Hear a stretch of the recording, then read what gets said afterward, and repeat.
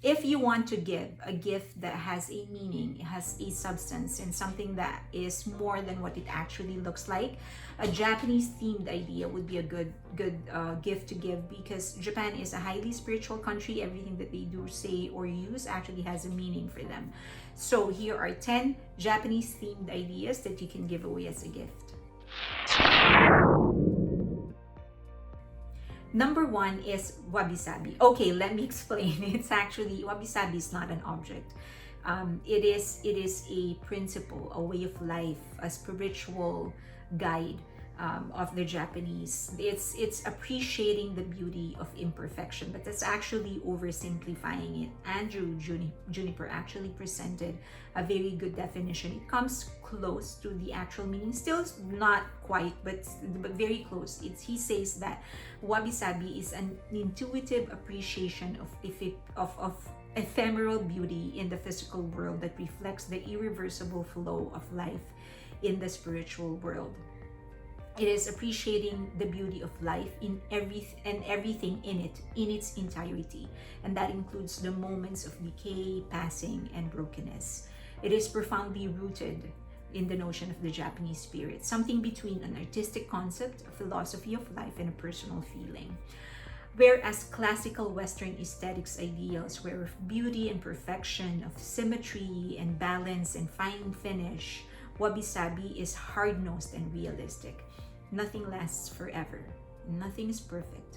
Accepting these hard facts opens the door to the realistic appreciation of deeper beauty. One of the most popular application of wabi-sabi is in kintsugi. Kintsugi is the process of mending broken objects. So it is an old Japanese technique for repairing objects, which consists of mending the areas of breakage with lacquer mixed or dusted or gold powder. Instead of throwing away broken or damaged ceramics or damaged things, this art gives a second chance to bowls, cups, or vases, which are embellished by meticulous work. This focus on reuse and repair is related to the concept of motaimi, or the avoidance of waste, which is of course of greater importance today than ever. Behind this practice, intricately linked to the notion of wabi-sabi, lies a wish to celebrate the beauty of time passing. So go ahead and pick up something that is broken of the person you want to give a gift to, and find the nearest kintsugi expert in your area. Number 2 is Omamori. Omamori, or the lucky talisman. So it is actually an amulet that protects people or give them good luck. The talisman is wrapped in a brocade bag and is considered bad luck if you open it or peek inside. The omamori is meant as a general good luck charm, but there are also omamori for specific purposes. For example, there are charms for good grades, good fortune in business or love, or even for healthy pregnancy and delivery. However, do note this, that omamori is actually not purchased. If you're in Japan, if you go to one of the shrines, you can just get an omamori, and there's a donation box and you can make a donation. So in essence, you can actually get it for free, but considering that you're actually giving something of a spiritual value, you shouldn't be dishonest. You actually should make a donation. Here in LA, you can actually write to the website, visit the website that you will see on your screen right now, and you write them a request for an omamori, and then you send a donation and they'll send you your omamori. Now you can give this, it doubles, the value is actually doubled, something like that, when you give it as a gift instead of getting it for yourself. So yes, you can get it for yourself, but it's better if you give it as a gift. Number 3 is a handmade Kumihimo braid bracelet. Accessories and fashion in Japan isn't just for aesthetics, it actually has a meaning. The kumihimo is actually a traditional Japanese art form of making braids and cords. It literally means gathered threads. So a kumihimo, they're made by interlacing reels of yarn. Most commonly, it's silk, with the use of traditional and specialized looms. So giving a kumihimo bracelet is sort of a symbol of your bond to the person that you're giving the gift to. Number 4 is a Tokaido board game. It is such a fun board game to play. During a Tokaido, each player is a traveler crossing the East Sea Road. While on the trek, players will meet people along the road, enjoy meals, collect items, discover great panoramas, and visit temples and wild places. At the end of the trek, when every player has arrived at the end of the road, the players have experienced many interesting tasks, just like when you travel in Japan. So you will learn about their culture, things that they do, things to see. Number 5 is a Credor. It's a brand, and probably you should reserve this. It's sort of a high-end gift. So if you're giving it to somebody with expensive taste, basically. A Credor is a brand, a company under the Seiko group of companies, and they produce ultra luxurious watches in very limited quantities. The Credor brand is still relatively unknown outside of Japan, but the brand's collection of watches, it's just it showcases the master craftsmanship of the Japanese, and we know what that means. When it is made in Japan, you know it is made well. It is none of the products will ever leave their manufacturing plants unless that product is guaranteed to live forever.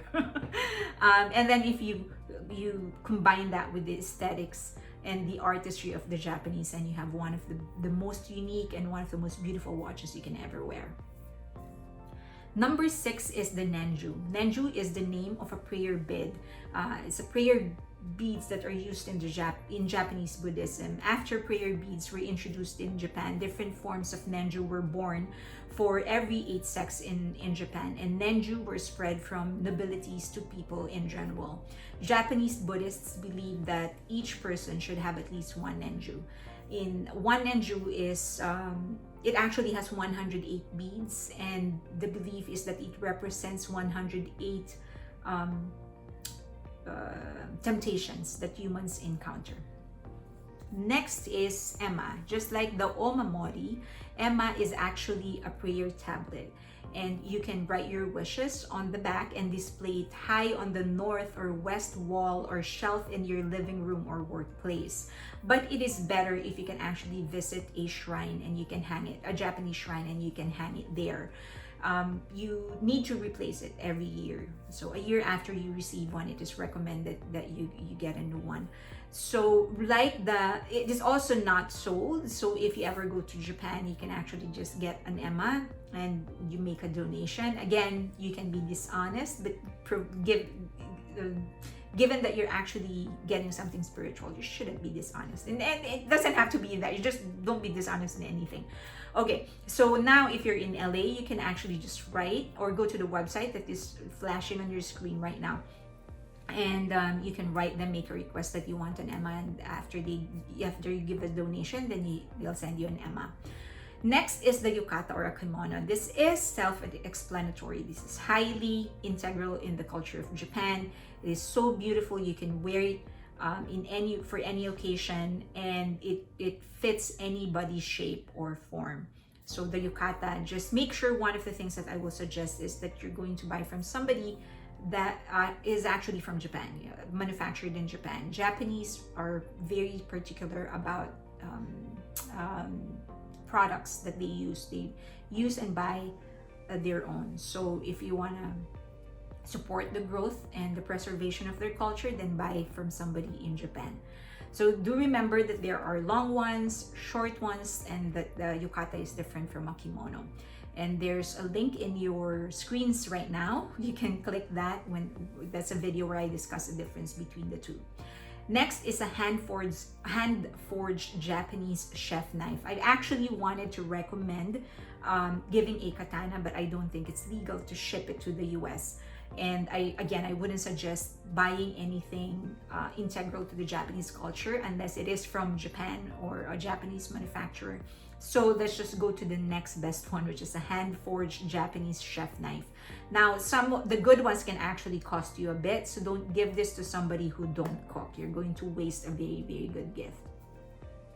Last is the book, The Courage to Be Disliked.